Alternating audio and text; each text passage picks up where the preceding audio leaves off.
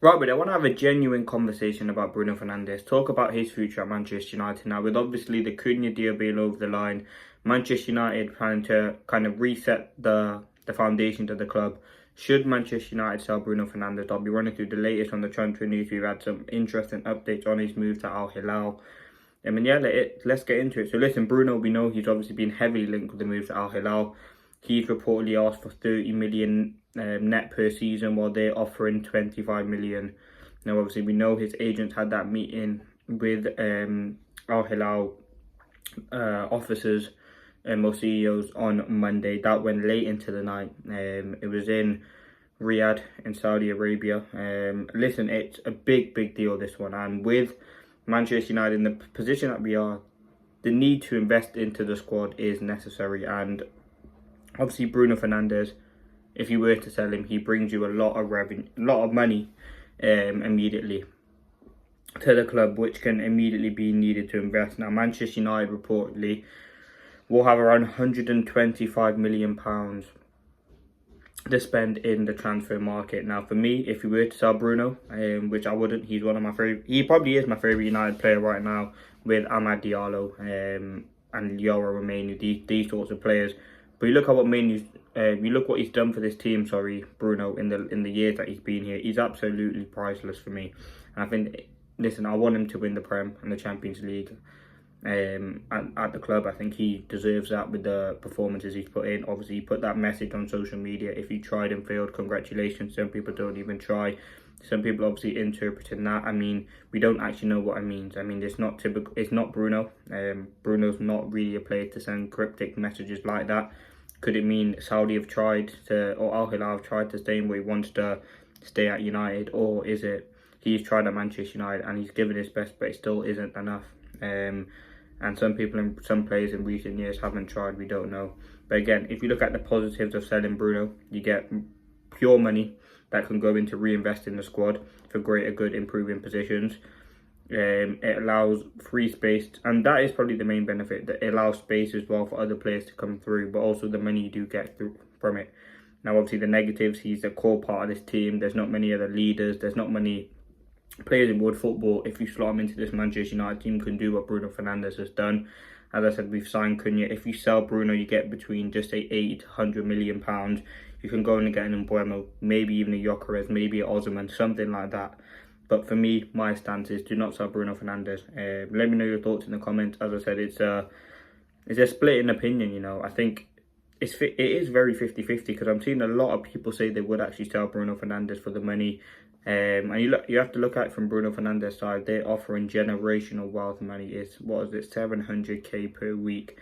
It's honestly generational wealth. And obviously his family, there's other reports saying that his family haven't actually responded to that. And I think, listen, it's been, what, 2 or 3 weeks since these rumours have been about.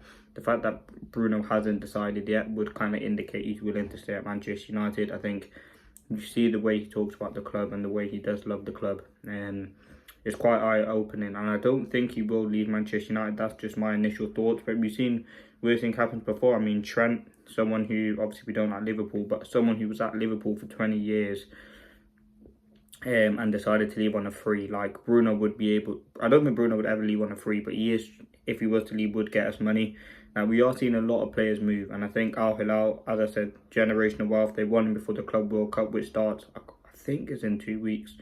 I'll have to find out, but within that starts in 2 weeks. And again, as I said, I don't think anyone can replicate what Bruno can do in this team. I think he's a unique player with a unique skill set and unique quality that many football clubs in the world would be lucky to have.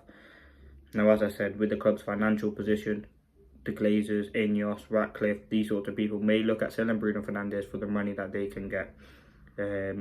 Again, the Bruno money allows you to, with the money that we already have to spend and the money that we're going to generate from sales, allows you to reinvest a lot of money into the team for the greater good. And people are saying, look, PSG obviously won the Champions League the other night, and they had players like, even back like years, like Beckham, Ronaldinho, Ibrahimovic, Messi, Neymar, Mbappe over recent years. And you look, they've sold their marquee players and now look, they've gone on to win the Champions League. I hear that argument, but you look at Manchester United without Bruno. I don't genuinely. I don't think we'd be, unless you're signing an adequate replacement like a Musiala or a Wirtz, which I don't think we're gonna get. Let's be honest.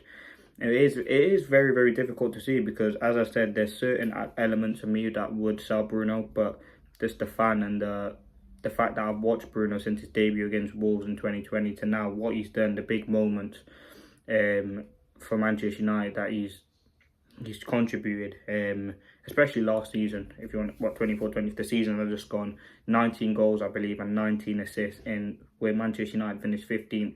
Was it 20 losses, I believe, in the Premier League or around that ballpark.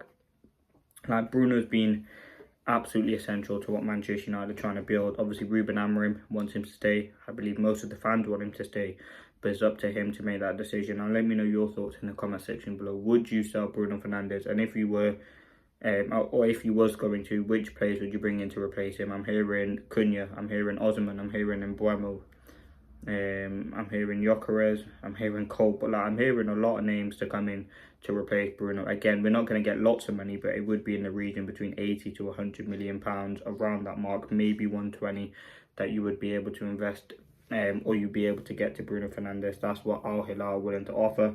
Now, we will hopefully get some clarity soon, but that is the latest on the situation. I thought, listen, there's not been too much news. Obviously, I did the video earlier about Matheus Cunha signing, but there hasn't been too much developing story since then. So I thought, why not just have a little conversation about Bruno Fernandes. But listen, let me know your thoughts in the comment section below. Listen, June transfer, the summer transfer window has opened.